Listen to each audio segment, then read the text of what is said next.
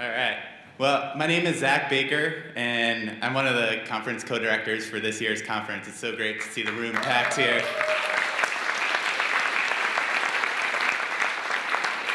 So one of the things that struck the conference co-directors and I about all the panel suggestions we received this year was that there seemed to be interest across our environmental law community, professors, practicing lawyers, students, and community activists, to talk about whether environmental law is working or not, and what the future of environmental law should look like.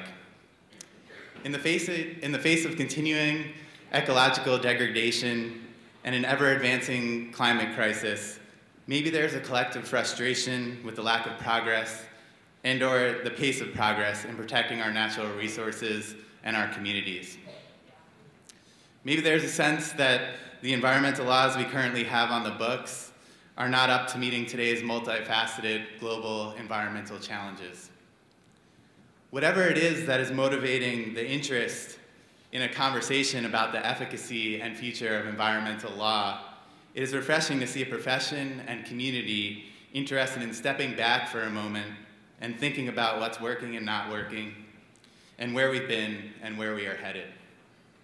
We recognize that this line of conversation can certainly be unsettling for many, as it may shake at the very foundation of our legal system, training, and education, questioning the laws, methods, and practices that many in the room have designed, advocated for, and/or operated under for many years. At the same time, this conversation promises to make our profession and community stronger as we identify what tools we need to prevent further environmental harm and to ultimately restore the natural systems that all of us in this room so highly value. The conference co-directors and I have tried to create space at this year's conference for this conversation to take place. After co-founding the Community Environmental Legal Defense Fund and becoming frustrated with the environmental outcomes he saw working with regulatory agencies, he started working with communities across the country to pass laws that would actually stop harm from occurring in communities. The Community Environmental Legal Defense Fund has now become the principal advisor to activists, community groups, and municipal governments struggling to transition from merely regulating corporate harms to stopping those harms by asserting local, democratic control directly over corporations.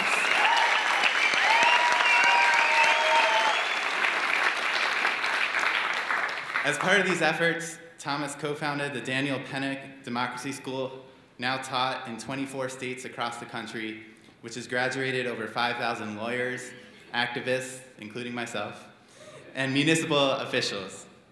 The Democracy School assists groups to create new community campaigns which elevate the rights of those communities over rights claimed by corporations. Yay!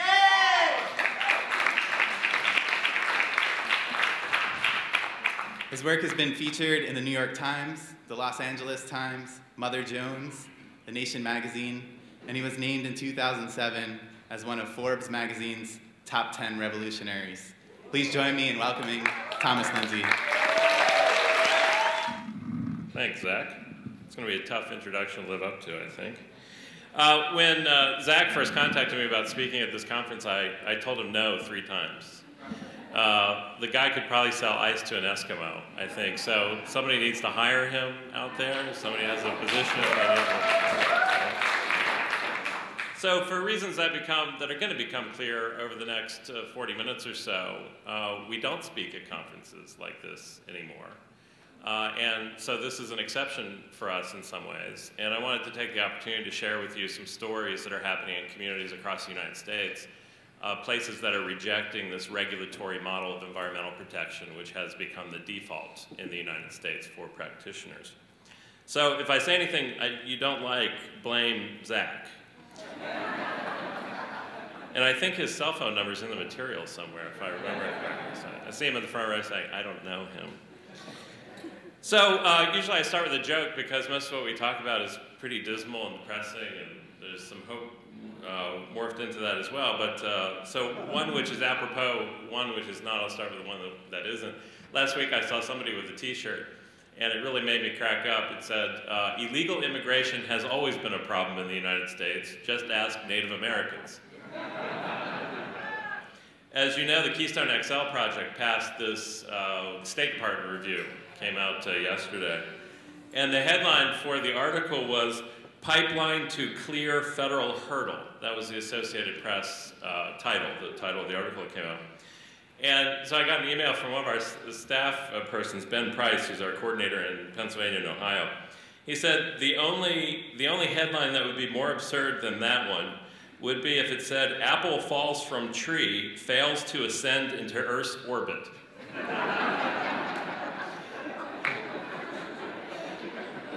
Because, of course, it's to be expected.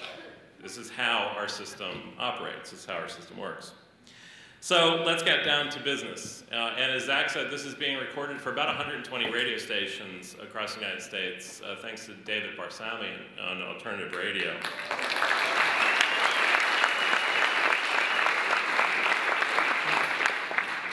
And that basically means I can't swear, which is what I usually do during these presentations. And so let's get down to it. We're fucked.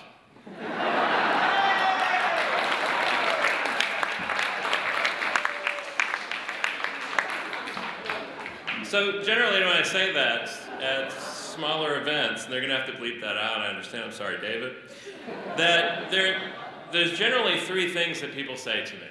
They say, well, you can't say that, right? Because if you say that, then people lose hope. And when people lose hope, they won't do anything. They won't appeal regulatory permits. They won't get active in doing regulatory work. They won't try to ask corporations to do X, Y, and Z for them. The second thing people say is that, well, if we say it's fucked, which it is, then we will lose funding. Because there's no funder, there's no foundation program officer who wants to hear, hey, we're fucked, because then there's nothing we can do. And the third group of people that come up to me after the talk, and some are really offended, they say, well, you can't say that because it's just not true. Things aren't worse now than they were 40 years ago when we passed the major environmental laws.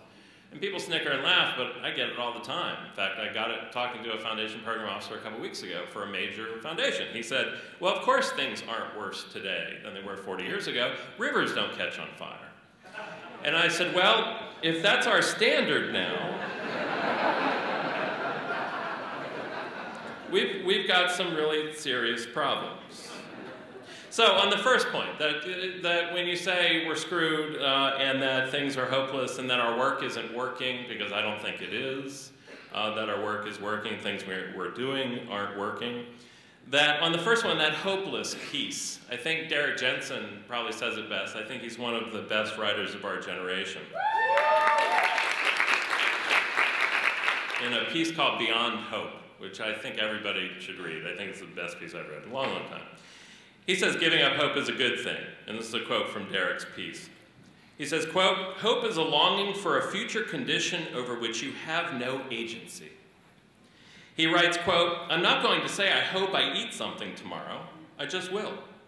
I don't hope I take another breath right now, nor that I finish writing the sentence. I just do them. On the other hand, I do hope that the next time I get on a plane, it doesn't crash.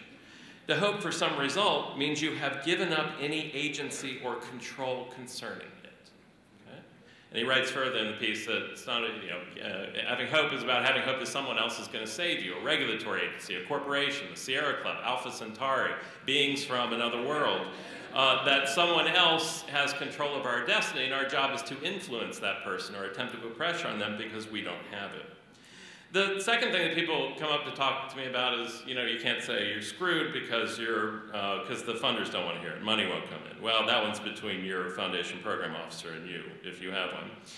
The last one I'm going to talk about now, which is people coming up and saying, well, it's just not true. Things are worse now than they were 40 years ago before the major environmental laws were passed. And so I have some numbers now. I used to go out without these, but now I have them, and they're very, very depressing and dismal. So we'll get through them as quickly as possible. So here are a couple. Each year in the United States alone, 570 billion pounds of municipal waste is produced, with 60% of that waste ending up in landfills or incinerators. 4 billion pounds of toxic chemicals, including 72 million pounds of known carcinogens, are released into the atmosphere from 20,000 industrial polluters. 2 trillion pounds of livestock waste laced with antibiotics, hormones, and chemicals are dumped into waterways and applied to land. 11 million people live within 1 mile of a federal Superfund site. 80,000 industrial chemicals currently are in use in the United States, with more than 700 now found within every human body. 1,800 new chemicals are introduced annually. 40% of our waterways fail to meet even the minimal requirements of federal and state clean water laws. More than 90% of America's original forests have now been logged. Over 70% of all biodiversity on the planet has now been lost, according to a major conservation organization. And in July of 2011, the United Nations declared our situation a major planetary catastrophe. Now, in the 1990s, when we got our start, things weren't rosy. I mean, it's not like these things have come into being overnight. We got our start with the Legal Defense Fund, which was a note to self, note to law students: if you decide to start your own law firm without funding in place or someplace to go for that, generally not a good idea. We raised about $3,000 the first year. I think it was the right decision to make, but there were tough times ahead for folks that formed their own law firms right out of law school.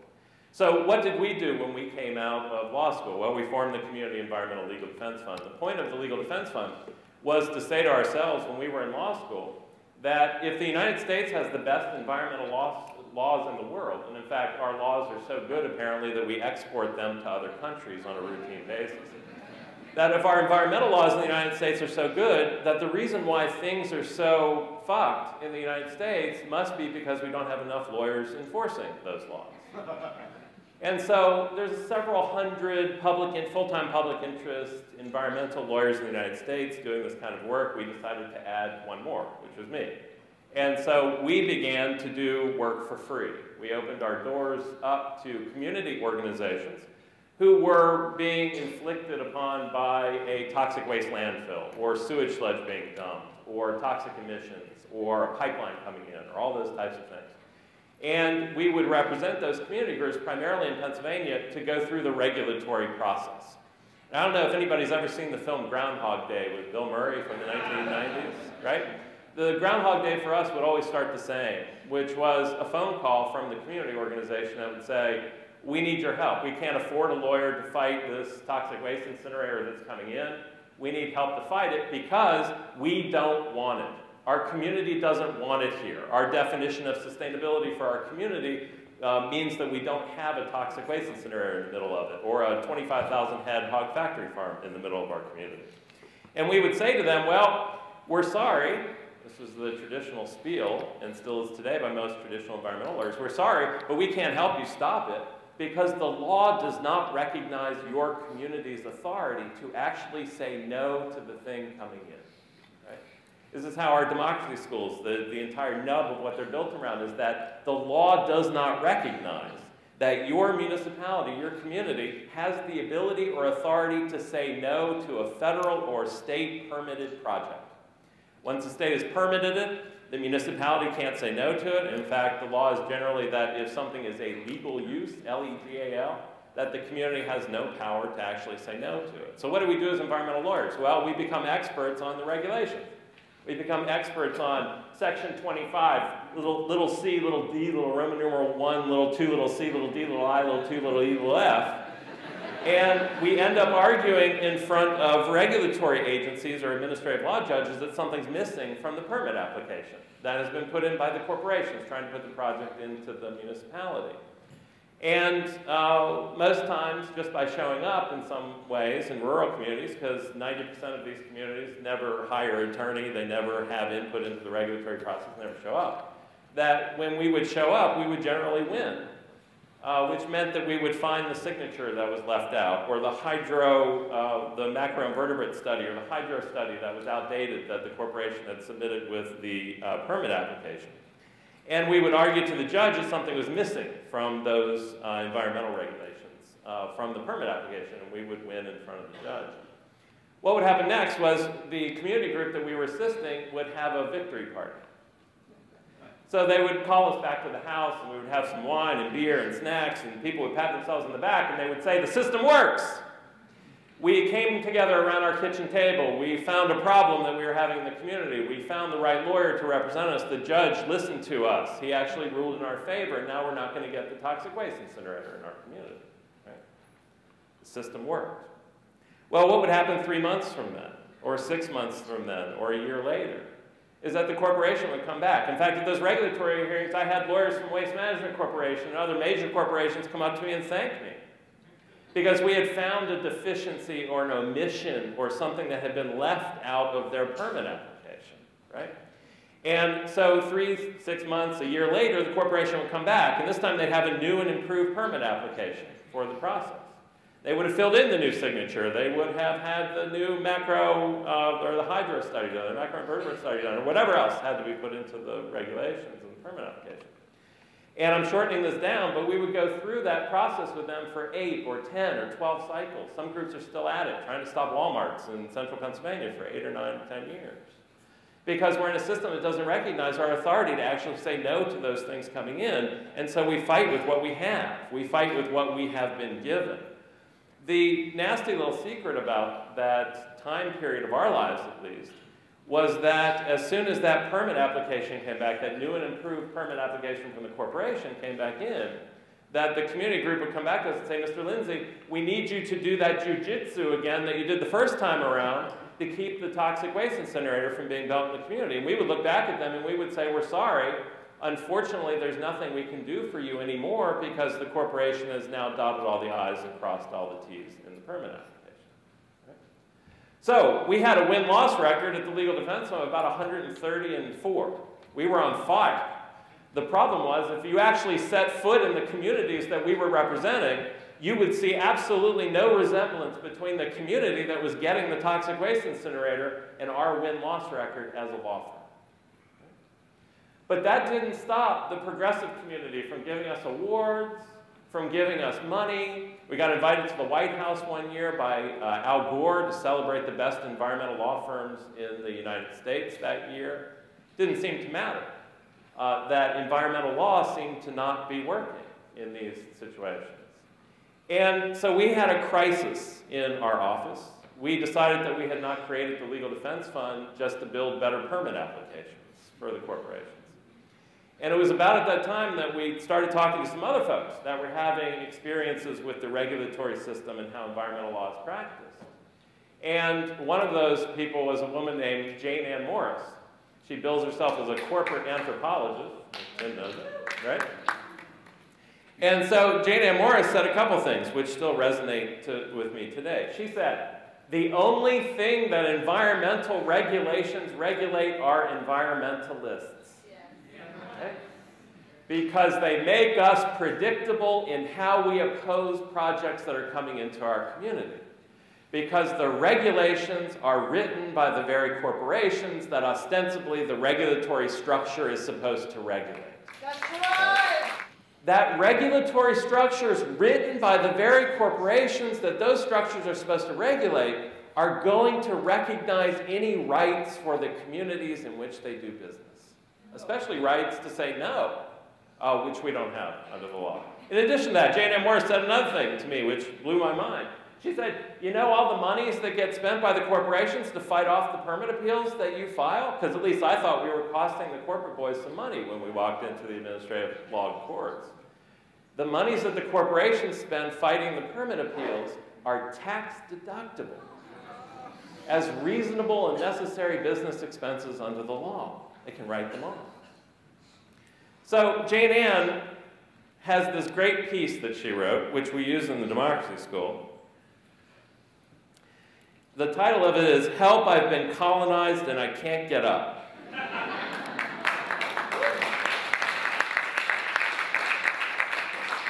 And the subtitle is, Take a Lawyer and an Expert to a Hearing and Call Me in a Decade. So this is what she has to say. Quote, at regulatory agencies, corporate persons have constitutional rights to due process and equal protection that human persons, affected citizens, don't have. For non-corporate human citizens, that's us, for non-corporate human citizens, there's a democracy theme park where we can pull levers on voting machines and talk into microphones at hearings, but don't worry, they're not connected to anything and nobody's listening except for us. What regulatory law regulates is citizen input, not corporate behavior. That's what Jane Ann has to say. So what did we do? Well, we had a crisis in our office. We said we were constructed, we were built to protect the natural environment, to protect communities, and do all that mom and apple pie kind of stuff. And instead we found ourselves building better permit applications for the corporate boys that wanted to come in and put in projects. And so we decided to shut down the office.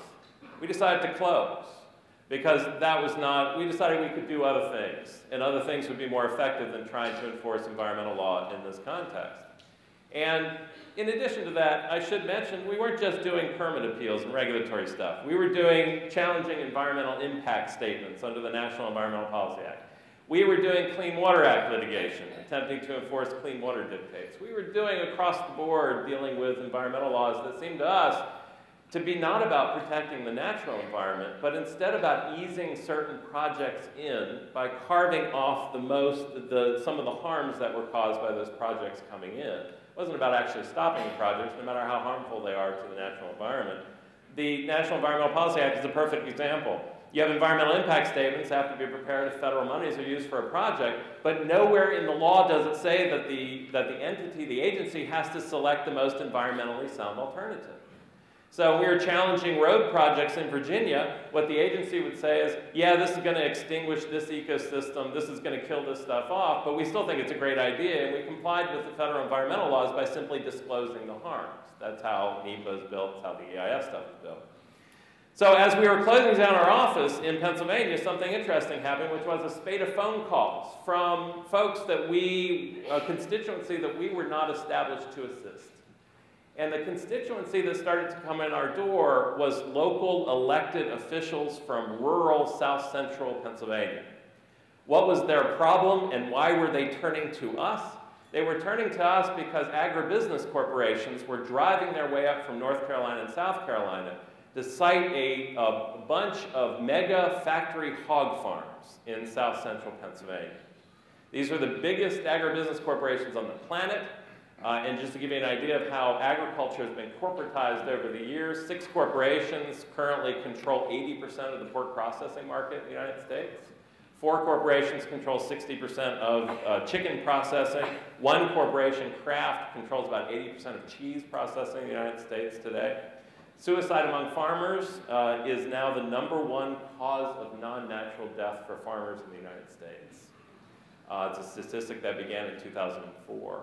And so when we're talking about corporatization of agriculture, we're talking about more than just changing methods of production. We're talking about extinguishing generations-old farms and ways of life and implement dealers and open livestock auctions and all those kinds of things that keep rural communities alive. In the late 1990s, as we were closing down our office and these calls started coming in, the calls were coming in because there was slated and proposed a span of factory farms to run through about 8 counties in south central Pennsylvania. The municipalities and the elected officials didn't want the factory farms coming in for a bunch of reasons. #1, impact on farmers. #2, impact on property values. #3, the environmental pollution, water pollution stuff that flows when you jam these animals into these intensive livestock operations. And for the last 10 years, municipal governments in Pennsylvania, in that area, had passed very stringent manure disposal laws. We're not going to get into the details here, but suffice it to say that those laws, in the best environmental regulatory tradition, tried to make it too expensive for liquid manure from the factory farms to be applied to land in those municipalities. So for a number of years, factory farms couldn't set up shop because of those environmental regulations. What happened when the big agribusiness corporations came into town being the state of Pennsylvania, is they went to the legislature and they drafted something called the Nutrient Management Act. And the Nutrient Management Act promptly removed control over any factory farm regulation from the local municipalities and centralized it at the state level, making putting in a factory farm merely a planning process that you had to file a plan with the state agency with, rather than go through any kind of local ordinances that might interfere with those operations coming in. So imagine yourself being a municipal official in south central Pennsylvania. Your residents are screaming at you. They're saying we don't want to lose 60% of our property value, if we live within 3/4 of a mile of one of these mega hog factory farms. And we don't want the smell and the water pollution and everything else that comes with this. And there was some inkling of a conversation about why should agribusiness corporations decide what farming looks like in our community rather than us, rather than the farmers that actually live in that community. And so the calls took on a different tenor at that point into the office, where we still had our phones hooked up for those calls to come in. And the calls got much more complex. And it may have been something in the water or the air, I don't know. Something was changing about that time in the way people think about environmental law, I think, at least at the community level. And these folks would get me on the phone, and we would say, what can we do? And they would say, well, we have this corporate factory farm coming in. And they would say, we don't want it. Our farmers here don't want a 25,000 head hog factory farm in the middle of our community. And they said, we want to say no to it, we want to stop it. And we tried to give them the old song and dance, which is embedded in our heads, in my head since law school, which was, well, I'm sorry you can't stop it because it's going to have a state permit and it's a permit operation. You can't say no to it within the municipality. And these folks, and keep in mind this is rural South Central Pennsylvania, NRA membership area, local control, folks that have been in office for 30 or 40 years at the local level, very small municipalities. They asked me one question which threw me off for the next 15 years. And they asked, why? Why can't we say no? Right? And so I was on the other end. I said, well, you can't say no because if you do try to prohibit a factory farm from coming into your municipality, you're going to get sued. And you're going to get sued by the agribusiness corporation, who contends that you're violating the corporation's constitutional rights under the law.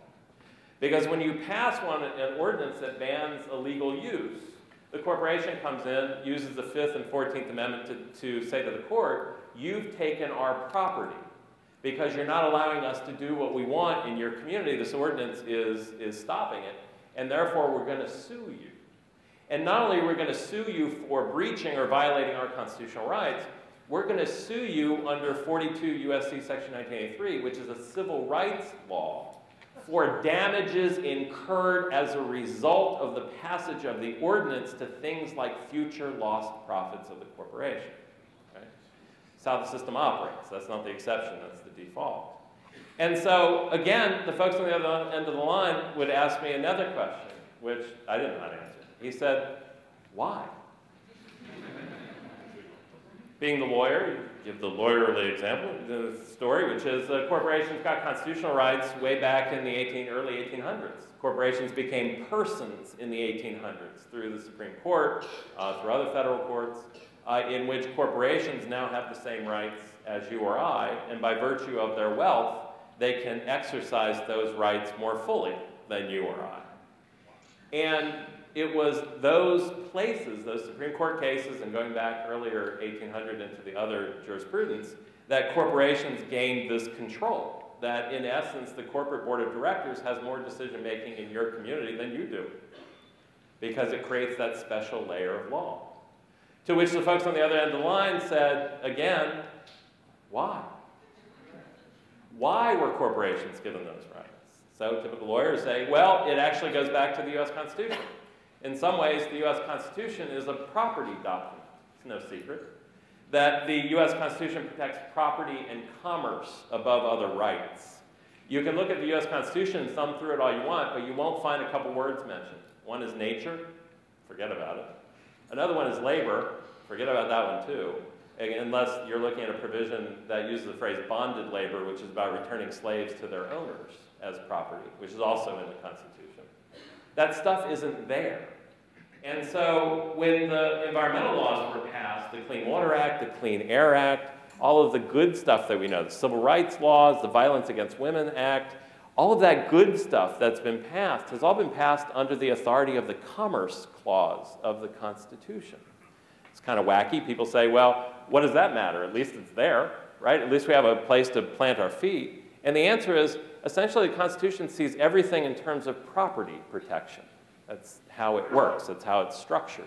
And because of that, when we actually make arguments about things like protecting the environment or nature in contexts that are outside of commerce, like protecting nature for its own sake, or protecting communities' right to say no when that interferes with commerce. The system looks back at you with glazed over eyes and doesn't understand what you're trying to say. It's like speaking Greek to a French person. It just doesn't fit because the system runs a different way. And so these supervisors, these folks in rural Pennsylvania looked back at me, on the phone calling in and said, well, why was that? Why is the Constitution written in such a way? The constitutional structure seems to screw us automatically. So that in our communities, if we oppose a factory farm or a toxic waste incinerator, we don't run up against the corporation first. We run up against our own Constitution first. We run into a constitutional structure first that doesn't recognize our authority to be self-governing within our own community, let alone talking about things like the rights of nature. And so these folks would say, why is that? And we would say, well, it's because of something called English common law. The folks who wrote the US Constitution, they were based in this thing called English common law, which was a system of law that essentially legalized colonialism. And England was the top bill. I mean, they were the folks developing the most. So you have Hamilton, and you have Dickinson, and you have Madison talking about English common law as the best thing in the world, and that the US constitutional structure was about replicating that system of law. There's no place in that for us if we're a community that's being hit with X, Y, and Z, or for ecosystems themselves to be treated differently as property. And so then they would say, well, why is that? And I say, well, because God said so. I don't know, because we're at the end of this conversation and we got other things to do, right? And so that why question has actually plagued us. It's the democracy schools. We actually use 15-hour trainings to take community folks through a series of history, historical stuff to show them why they're in the position that they're in. Because when community groups get hit with something, the first thing they do is call up the DEP or whatever it's called in your state, the environmental agency. In Pennsylvania, it's called the Department of Environmental Protection, or for many communities there, it's known as the Department of Everything Permitted. And so through the years, we started getting these questions, and we decided that we weren't going to close down. And the municipal governments and elected officials said to us, what can we do? And we said, well, we have no idea what you can do. And they said, well, why don't you help us figure out what we can do? And we said, fine. And so we started looking at the laws that had been passed in different places on agribusiness issues. Turns out that in 1902, I had no idea, until 12:30 at night, back falling over some old law text trying to find it. In Oklahoma in 1902, the people of Oklahoma, mostly family farmers and communities, came together and banned corporations from farming. 1902, right?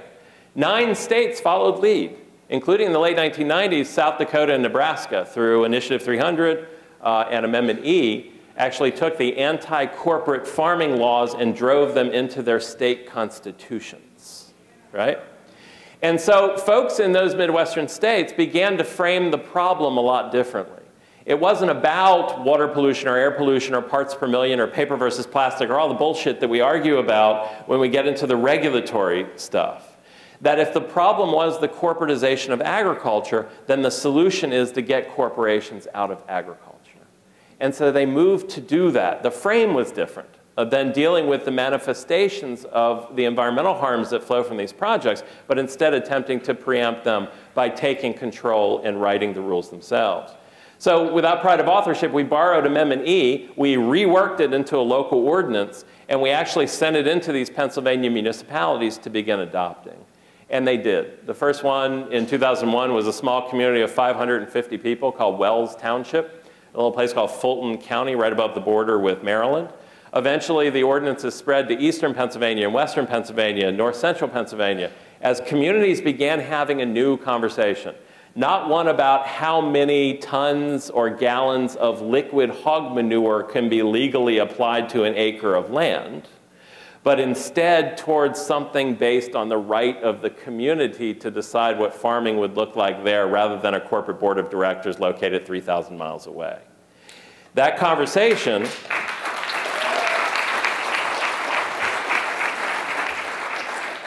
that started in 2001 has accelerated, expanded to today. In addition to the factory farm issues in Pennsylvania, we have a sludge problem in Pennsylvania. Typical of the environmental laws, which essentially are good at one thing, which is transferring pollution from one medium to another. So from water to land or from land to air. With the sewage sludge situation, all the sludge coming out of centralized sewage treatment plants, to clean up the waterways, we actually took the toxins and pollutants and put it into the sludge cake, which is the solid stuff, which goes to say that you can't put cake after everything and make it sound that much better. The sludge cake itself, we used to dump off the coast of New Jersey, and then the major environmental groups did us a real favor and worked for a program that was approved by the EPA to dump it on land where we grow our crops. So all of those 60,000 different pollutants that are in that sewage sludge stream that we now try to keep out of the waterways, we now dump on farmland. And 4 corporations control 90% of the market for hauling the sludge from the treatment plants to the farmland. In Pennsylvania, we've had 2 kids die from exposure to sewage sludge. We named the Democracy School after one of those kids. And the municipalities that were faced with getting sludge dumped from Philadelphia, because guess what? Philadelphia's municipal treatment plant doesn't dump sludge near the multi-million-dollar houses in suburban Philly. They actually send it out into the hinterlands, into the rural T of Pennsylvania to be dumped in these rural municipalities. A lot of these communities said, we don't want it anymore. We don't want your shit coming from your place and being dumped in our home. And so they began to work with us to take the anti-corporate farming laws and make them into anti-corporate sludging laws, which actually prohibited the corporations from bringing sludge into those municipalities. And those began to multiply quite quickly. We went from 5 to 10 to 15 to 20, we're up to 86. And on the factory farm laws, we're up to about 24 in the state of Pennsylvania. Now, as you can imagine, and questions probably burgeoning in your head, you know, when you say, well, Mr. Lindsay, you said we can't do that. We can't ban X, Y, and Z.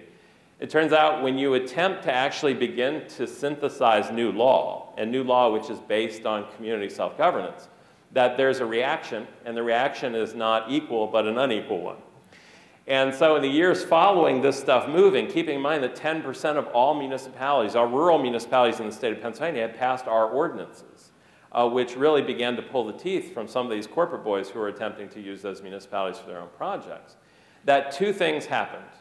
One was a lawsuit was filed by one of the major factory farm agribusiness corporations against one of our municipalities. And the other one was that the state legislature started to take action. So on the lawsuit first, there were several filed, and what was fascinating to me watching these come in was that they could have been written on the same computer with the same boilerplate, with the same paragraphs, with the same everything. Because the system and structure of law is set up in this country to actually make municipalities and communities where you live subordinate to the corporations that are coming in. And in addition to corporate personhood, this concept that corporations are persons and they have certain rights they can exercise against the municipality, corporations also have something called Commerce Clause rights. That corporations can use the Interstate Commerce Clause to knock down lawmaking that interferes with the commerce interests of those corporations. As much as we talk about corporate personhood, corporate Commerce Clause rights are actually used more than that to overturn laws. In addition to those 2, we have things called Dillon's Rule, which says your community can't pass any law that's not specifically been authorized to be passed by the state legislature. It's written by an ex-railroad lawyer who was an Iowa Supreme Court justice. And you have preemption. Preemption is the theory that the state and federal government can preempt completely what's passed at the municipal level, right? And we all as lawyers, those of us who are lawyers, pretty much just buy into those doctrines in many ways. They're referred to as well-settled legal doctrines by the legal industry. And so these lawsuits that came in, you could literally read the complaints that came in from these corporations that were filing suit against municipalities. And those 4 doctrines were laced throughout the complaint. So on page 1 it said, we are corporations, we are persons, you have violated our 5th Amendment rights under the law and you now owe us damages. Paragraph 2 was, you are not authorized to pass this because the state legislature hasn't authorized you to do this lawmaking. Point number 3, you can't do this lawmaking because the Nutrient Management Act preempts you at the local level from being able to pass these things. Of course, the corporate personhood stuff was meshed into that 4th claim. And so our communities who had stepped outside the box, you know, as Jane Ann Morris says, she says, take a deep breath, we're going over the wall. That's what she said. So these communities were saying to themselves, because they went over the wall, because they did something outside of the box, they were saying, well, hey, the problem isn't factory farms, really. The problem isn't the environmental impacts from those facilities or sludge or whatever else. And the problem really isn't the corporation itself. The problem is, in many ways, the structure of law itself. It's actually those doctrines which have been, in some ways, so IV'd into us since birth. You know, not just the preemption and Dillon's rule stuff, but the constitutional stuff, that the founding fathers were the greatest people who ever trod the planet. That our system of government is the bastion of democracy. And that if we don't win regulatory fights, if we don't win these fights that we're involved in when the corporations come in to do X, Y, and Z, it's our fault, right? Because we have the democratic system to use, we just didn't get enough people to the demonstration. Or we just didn't get enough people to the church. Or we didn't have the right podium for the pads that we write on. Or we didn't bring the right microphone, the video camera, whatever. We blame ourselves for failing within the system. Meanwhile, the system is fixed. We've been schnookered for a long, long time. And the only folks that really see it, no offense to folks in this audience, but the fact is the only people that see it are the folks that have to see it, because they're in places like Port Arthur. They're in places where you run up directly against those legal doctrines. And a lot of us try to go around them by doing things like, well, we need to negotiate an agreement with the corporation, or we need to buy the right stuff, or we need to invest in better stock, or we need to do all these voluntary fixes, self-help kind of stuff, like changing light bulbs, because we feel so disempowered by how the structure of law works. It's our proposition to you that the structure of law has to be dismantled. It has to come apart, because otherwise we're cooked. Literally, we are cooked if we do not actually take that battle on. And in the communities in Pennsylvania who started this conversation to change, I mean, when you're talking about parts per million, particulate matter, and bringing experts in, doing all that kind of stuff, it limits the number of people who actually get involved in those campaigns. Because they say, well, hey, I'm not an expert, therefore I don't have a legitimate place here at the table or to speak about X, Y, and Z. But when you start talking about rights, community, local self-governance, and corporations having more rights in the communities in which the corporations are coming in to build or construct or whatever, that you start getting something that approximates the foundations for the beginnings of a movement. A movement that says that the state government is not going to help us, the federal government is not going to help us, and the only way that we're going to make change to those layers of law is to force it to happen by disobeying the law itself. Right?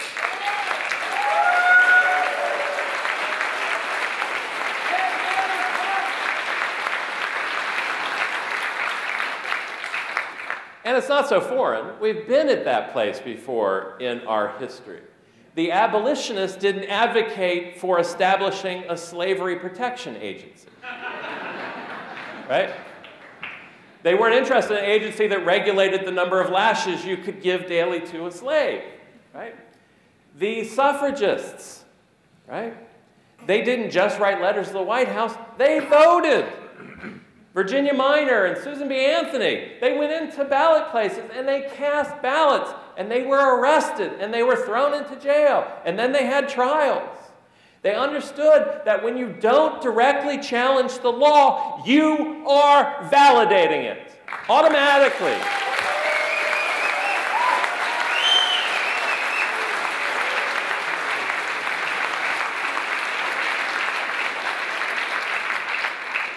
So these communities, the least likely of activists in some ways, you know, the least likely of activists, folks that are first-time activists coming into this stuff for the very first time, not long-term progressive activists or people who worked in the regulatory arena, they didn't have this stuff clouding their heads of all this past that said we have to do it this way or have to do it that way. They just said this is the right thing, is actually to seize that ability, the authority for us to make decisions about what our community is going to look like in 20, 40, or 60 years. And so they began coming to a conclusion, and that conclusion was they had to take these doctrines on frontally, that the local ordinance making had to be more about just the imminent harm coming in, when that imminent harm could be overridden. The ordinances could be overridden by those doctrines that were being brought against them. And so they decided to begin writing these ordinances to directly challenge those legal doctrines which keep our communities subordinate to those corporations. Because they understood that sustainability is impossible unless those people who are directly affected by the unsustainable practices are the ones who are deciding whether those practices occur. Folks, you know, state legislatures, folks 500 miles away, they don't care. They don't care. The community's a dumping ground. It's a toilet. They're going to use it for as long as they can until people stand up and say, we're not going to do it anymore. You know, the kids that sat in on the lunch counter at Woolworths, they didn't write letters to Woolworths. I mean, I suppose they did in the beginning. They said, hey, please desegregate your lunch counters, right? But eventually at some point, they said, no more. Things are so bad that we need to go in and actually break the law. We need to disobey the law in a very structured way, but we need to do it. And so they did. And in fact, this country's built on people not following the law. The Declaration of Independence, people breaking free, self-governance, all that stuff that's built into us that we seem to have lost.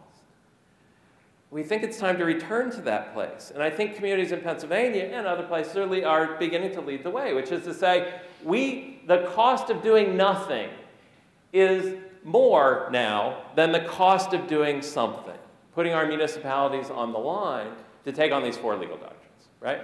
And so they've started to do that. Over 100 communities in Pennsylvania have passed those laws. In addition, the laws have spread.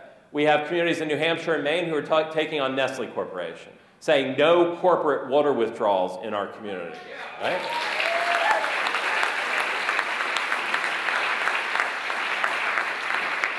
There are folks in New Mexico and in Pennsylvania and elsewhere who have passed anti-fracking laws, saying we're not going to allow corporations to frack here.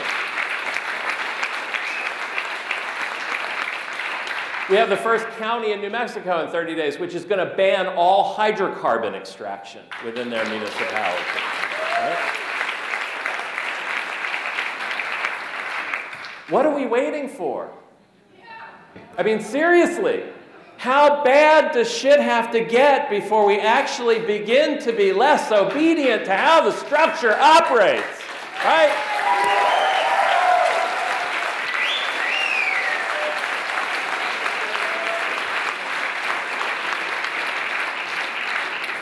So there are real consequences to all this stuff. When we get called as counsel for municipalities, we give them the worst case scenario. Could get sued, could go bankrupt. This is very serious work that these municipalities are taking on, that these elected officials and other people are taking on. In places where their elected officials aren't willing to do it, citizen groups are coming together to override them through initiative processes and home rule charter stuff. People ask, where is all this headed? In other words, what's the point? If a court's just going to come in and overturn the law as being against the doctrines. Well, we hope that courts won't. We've actually found judges who have ruled in our favor in other cases before. But it's very important that people understand these ordinances are not the end point.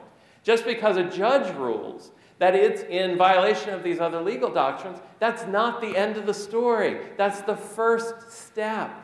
Because these communities now in Pennsylvania, New Mexico, and New Hampshire, and Washington State are now stitching themselves together to talk about what state constitutional change looks like. And eventually, 10 years, 20 years down the road, these states are going to come together through their municipalities to make federal constitutional change. It all comes down to what our theory of social change is. Can we be obedient folks petitioning our legislatures to do the right thing for us? Or is it time to take that shit into our own control and do it ourselves, no matter what the cost? 150 communities across the United States have passed those ordinances now. In addition to that, we've been working on something called the rights of nature. One of the components of those ordinances contain rights of nature clauses which recognize the rights of ecosystem and natural communities to exist, flourish, and naturally evolve.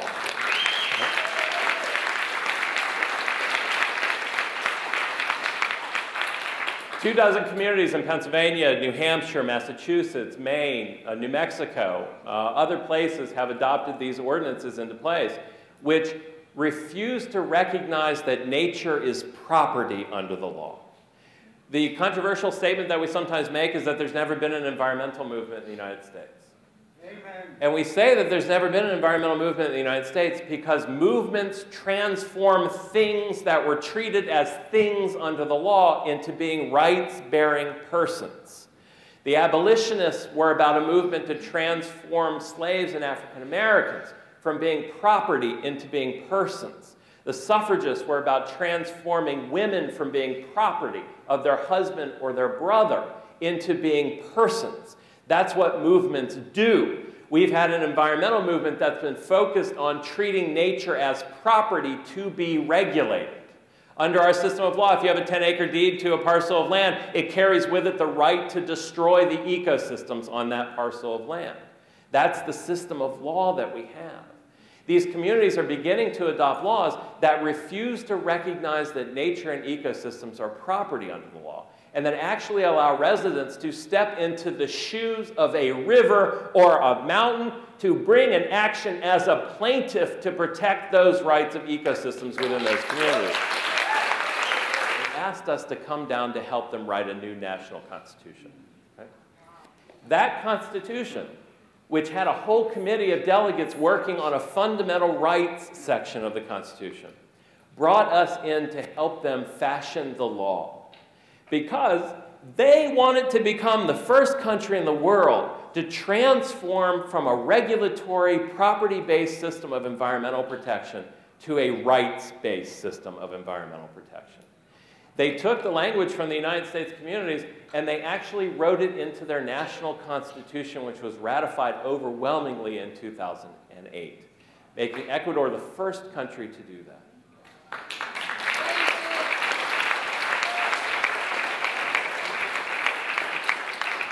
The first enforcement cases, and we've been training judges in the Galapagos to deal with rights of nature cases that are coming in the door. The group that we work with in Ecuador has set up a 1-800 number for people to call to ask an ombudsman to begin representing rights of nature cases. All of that stuff has been happening. We just got the first enforcement decisions. I just wanted to share them with you before we wrap up here. One was brought by a group of residents using the constitutional provisions on behalf of the Vilcabamba River. Vilcabamba River, located in the province of Loja in Ecuador. The local government there was actually building a road project that was altering the course of the river by dumping that road refuse into the river. The residents there brought a case in which the plaintiff was the Vilcabamba River. Right? They brought it into the local court, and the local court agreed with them in the first ruling ever in the globe on behalf of an ecosystem as a plaintiff, right? And then awarding injunctive relief and damages to repair and restore the ecosystem itself. We believe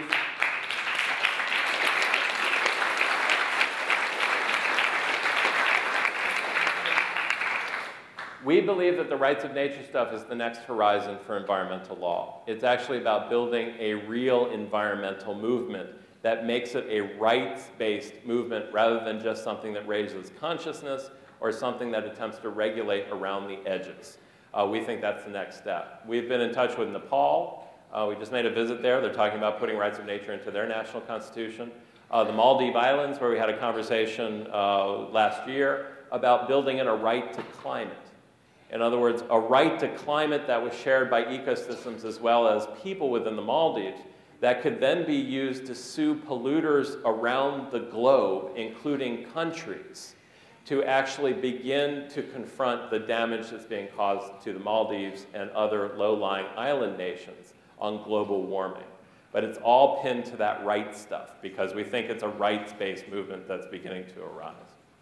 So I just wanted to end. I know we're coming to the end of the time here. And I just wanted to say, with no offense to anyone, that it's really time to take our collective heads out of our collective asses.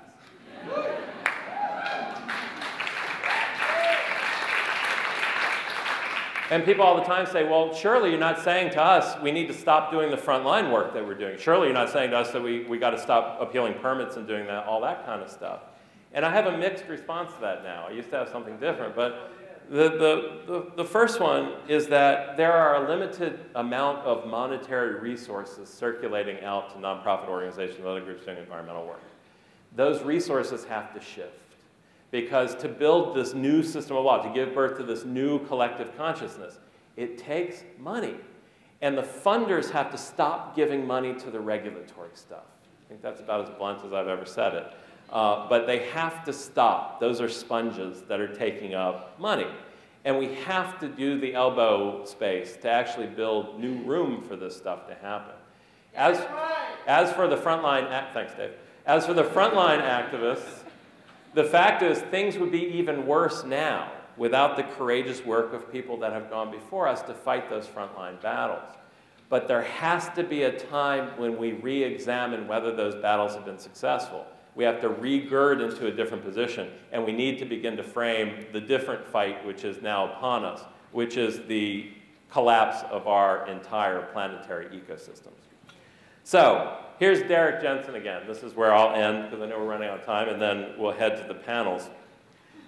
And I'd like to return to this hope thing. When I say things are hopeless and we're fucked and all those things, this is what Derek Jensen has to say in his book, and I think the words are right on target. They asked Derek, well, if things are hopeless, why do you do anything at all, right? And he said, quote, because I'm in love. With salmon, with trees outside my window, with baby lampreys living in sandy stream bottoms, with slender salamanders crawling through the duff. And if you love, you act to defend your beloved. Of course results matter to you, but they don't determine whether or not you make the effort. You don't simply hope your beloved survives and thrives. You do whatever it takes. If my love doesn't cause me to protect those I love, it's not love. And he goes on, last paragraph. He says, a wonderful thing happens when you give up on hope, which is that you realize you never needed it in the first place. You realize that giving up on hope didn't kill you. It didn't even make you less effective. In fact, it made you more effective because you ceased relying on someone or something to solve your problems. You ceased hoping your problems would somehow get solved through the magical assistance of God, the Great Mother, the Sierra Club, valiant tree sitters, brave salmon, or even the earth itself. And you just began doing whatever it takes to solve those problems yourself. I think there's a new world waiting to be born. And we've come to this conference looking for you, the folks that are ready to do that. And in the panel following this one in the fur room, that's what we're going to be talking about, is the nuts and bolts of this stuff and actually getting this stuff moving in more places, in addition to Lane County, Oregon, and Benton County, Oregon, where stuff is already moving. And a final quote from Jensen, because I think it hits home. He said, if we wish to stop the atrocities, we need merely to step away from the isolation. There is a whole world waiting for us, ready to welcome us home. Thank you.